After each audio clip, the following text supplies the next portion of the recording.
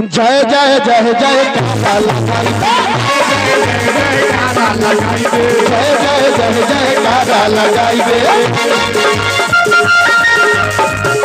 पढ़े लो पापा आइल बने कहाँ बहने कहाँ बाड़ी में। ए भाई ए बाबू का पापा कहाँ बने हाथ उठाइए।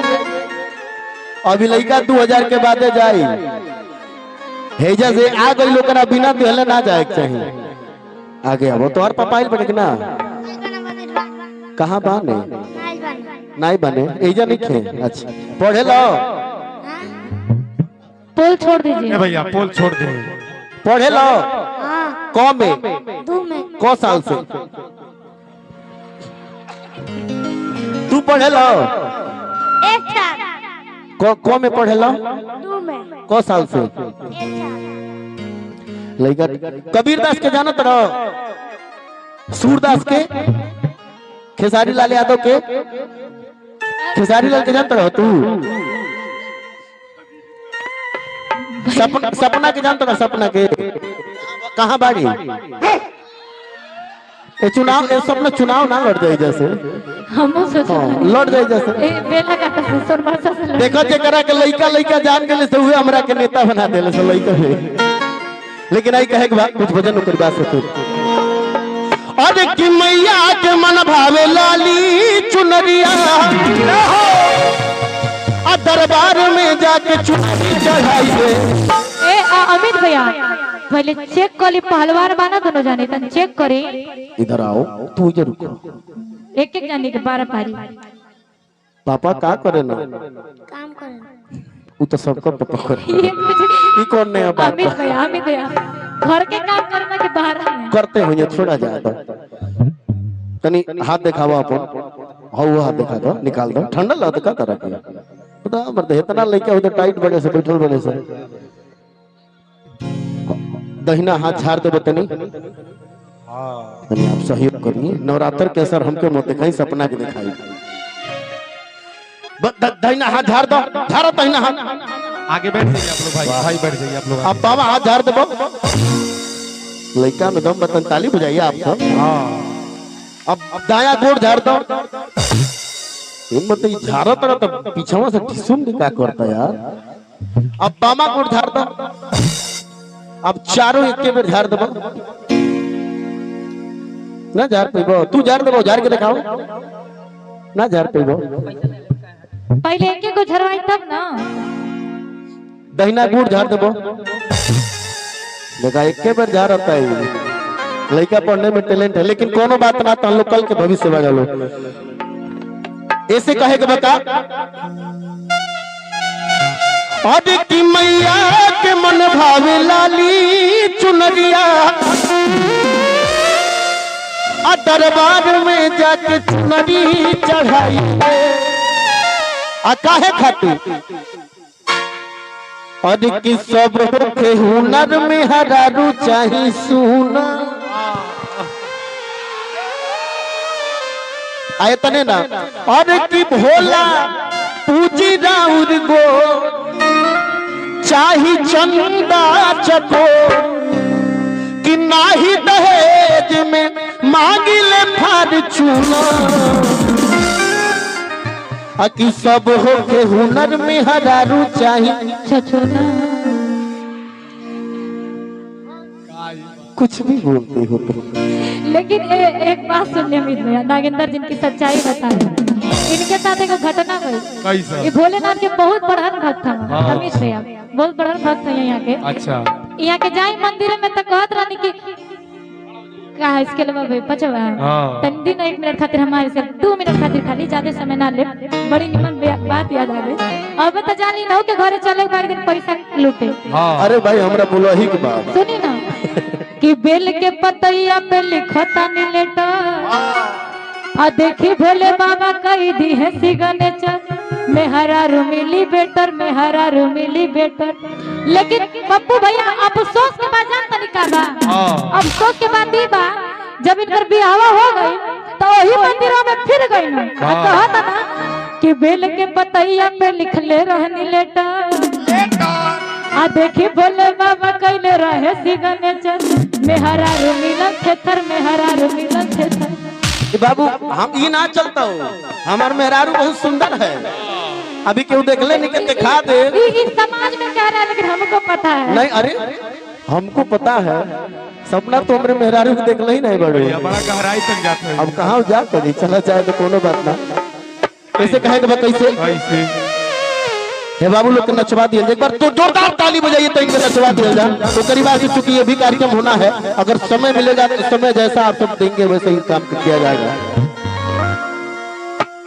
अधिक मैया के मन भावे लाली चुनरिया, दोनों हाथ उठा के एक बार जयकारा करीबा से फिरा के, अगर हम बोलब जय तो आप सबके भी बोले के बाद, सब लोग के बोले के बाद 1 2 1 2 3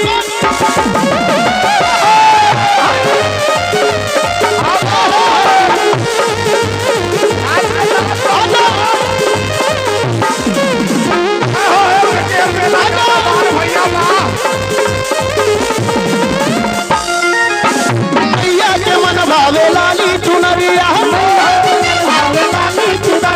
मैया के मन भावे लाली चुनरिया, दरबार में जाके चुनरी चढ़ाई दे। इनके नाचे ना आवेला, रउरा के आवेला का? रउरा के कभी सूरज की याद आती है तो कभी चंदा की याद आती है, और भैया को जब मैं देखता हूँ तो मुझे गोविंदा की याद आती है। अरे बाबू, ए बाबू पियर इधर आओ।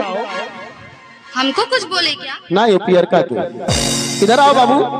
आना रे ए बाबू, बड़ा लजैला हिमर दे। लेकिन अमित भैया जय ए भैया जब इज्जत बची के हमर जाए डबल भाई एक बार डबल भैया खाती जोरदार सपना सपना तकते बाड़ी तनी एक बार जय जय जय।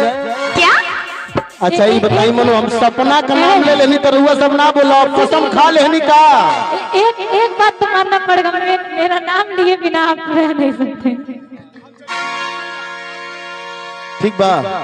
अच्छा ये पूरा गांव के आटा ये अकेले खा लेता, एक एक शेर बड़े बाकी लोग का हो सवा शेर सब। हम कैसे माने इनकरा के? अगर केहू हराए वाला बात तो करा के हम अपना तरफ से 501 रुपया इनाम दे, अगर इनके केहू हरावे आ जाए तो केहू आ जाओ केहू बा। ए भैया, अमित भैया, बाबू विनोद चाचा को बुलाइए। हाँ विनोद चाचा जी को बुलाइए। नहीं वो तो हमारा तरफ से ना, ई ना चलते हुए गाँव में वो मेरे टीम से है। के हराई इनकरा के। आई आओ इधर आओ। देखो अरे हम लजाई काहे भाई, अपना बाबूजी के कमाई हम लजाई काहे। हमरा लाज लागता। लागे तो सब विनोदवा समझ ली बाबू। एक टांग के लिए बोलो बड़ा लजैला हिमर के तो नहीं, सब इज्जत चल जाई तब ही बता बुझा तो मेहरारू वे छोड़ दो छोड़ दे। ए मर्द का करी मोबाइले तो दिखाता रह के कोनो बात नहीं। जय जय जय जय जय जय कारा, जय जय जय कारा लगाई दे, जय जय जय जय कारा लगाई दे, जय जय कारा लगाई दे। मैया के मन भावे लाली चुनरिया, मैया के मन भावे लाली चुनरिया, दरबार में जाके चुनरी चढ़ाई दे। जय मनो ये ऐसा भजन बा कि सबके मिल के गावे पड़ी। जय जय जय। अब सीधे हाथ उठाई जा सब लोग और मीठे मेरे ताली के साथ जय जय जय जय जय जय कारा लगाई दे, जय जय जय जय कारा लगाई दे। माई दुल्हनिया चमकेला चंद्र बदनिया, लागे माई दुल्हनिया लीला पवित्रिया सोहेला, लीला पवित्रिया सोहेला। ए माई हो कड़कती धूप हो फिर भी वो छाव छाव आते हैं, वो खुद को भूल जाते हैं जो माँ के गांव आते हैं। और एक ऐसा दरबार है सारे जहान में जहाँ खुद प्रधानमंत्री भी नंगे पांव आते हैं। अगर वैसा दरबार में रहो तो आई बनी, अब माई से कुछ पावे के बाद तो कुछ करे के पड़े। कुछ पाने के लिए कुछ खोना नहीं, कुछ करना पड़ता है। अगर माई से कुछ पावे के बाद तो कुछ करे के पड़ी। क्या करे के पड़ी? या तो ताली बजावे के पड़ी, ना तो नाचे के पड़ी, ना तो गावे के पड़ी, ना तो कुछ न कुछ चढ़ावे के पड़ी। अगर नाचे के नहीं के तो ताली बजाए, ताली नहीं के बजावे के तो गाए। तो सीधा हाथ उठा के सब लोग और मीठे में ताली के साथ चमकेला चंद्र बदनिया माई दुल्हनिया, चमकेला चंद्र बदनिया माई दुल्हनिया, पतिया सोहेला जिंदा पतिया सोहेला। ए माई हो, ए माई हो, ए माई हो, पहिलू कदम सिंगार रूपवा। ए माई हो, पहिलू कदम सिंगार रूपवा मनवा सोहेला।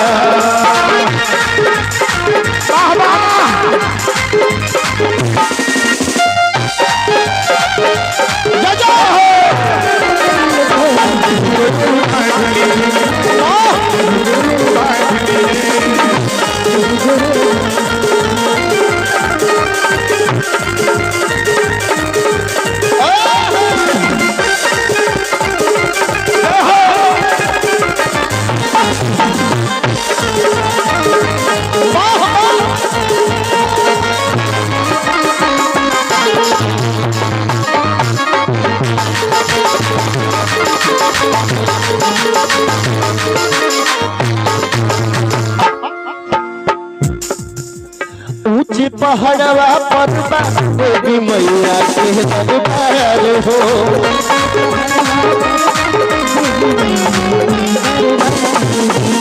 हंसत खेलत बोलबम, अरे हंसत खेलत जय जय बोलत चढ़ ऊंचा पहाड़ हो।